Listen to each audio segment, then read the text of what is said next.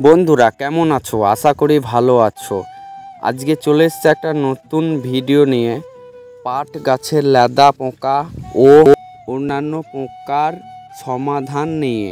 Video শুরুতেই একটা কথা বলি, যারা আমার চ্যানেলটি সাবস্ক্রাইব করেনি তারা আমার চ্যানেলটি সাবস্ক্রাইব করেন, যাতে আমাদের এই চ্যানেলের ভিডিওগুলো সবার প্রথমে আপনার কাছে পৌঁছে যাবে। চলুন যাই মূল বিষয়ে। যে পরিমাণ পাট গাছের লেদা পোকা হচ্ছে, যে পাট গাছের সমস্ত পাতাগুলোকে খেয়ে নিচ্ছে, দেখে নাও। এতে যথেষ্ট পরিমাণে খাদ্য সরবরাহ করতে পারছে না গাছগুলি।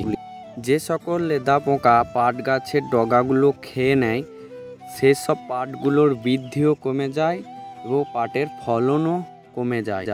এবার আমি আলোচনা করব যে পাট গাছের লেদা পোকাগুলো কিভাবে নিয়ন্ত্রণ করা যায়। প্রথমেই মনে রাখতে হবে যে পাট ভুঁইকে পরিষ্কার রাখতে হবে, বেশি আগাছা মুক্ত রাখতে হবে।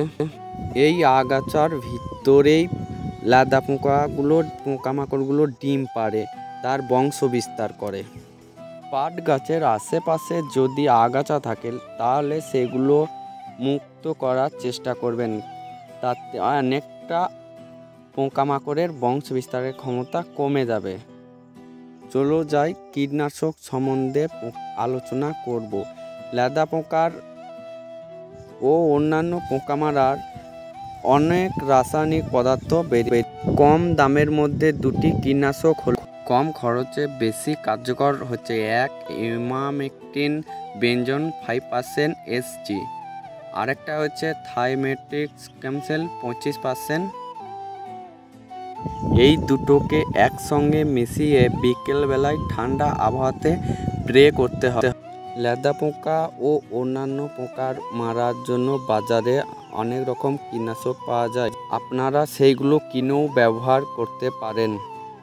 যেমন 1 নম্বর ক্লোরো টেকনিক্যাল-পোল 18.5 WW, 2 নম্বর ক্লোরোফাইরিক্স 50% প্লাস সাইবোথিন 5% EC, 3 নাম্বার হচ্ছে ল্যাথোমোডিন 5% EC, 4 নাম্বার বাইফেনথ্রিন 10% EC ব্যবহার করতে পারেন। এছাড়াও বাজারে আরও নানা ধরনের কীটনাশক পাওয়া যায়, সেইগুলোকে কিনেও ব্যবহার করতে পারেন।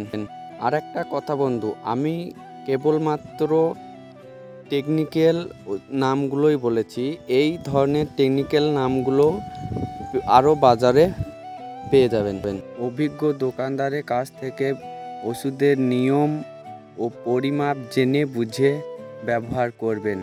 আরেকবার বলছি, আমার চ্যানেলটি যারা সাবস্ক্রাইব করেননি তারা আমার চ্যানেলটি সাবস্ক্রাইব করে নিন, আর একটা লাইক করে আমার পাশে থাকুন।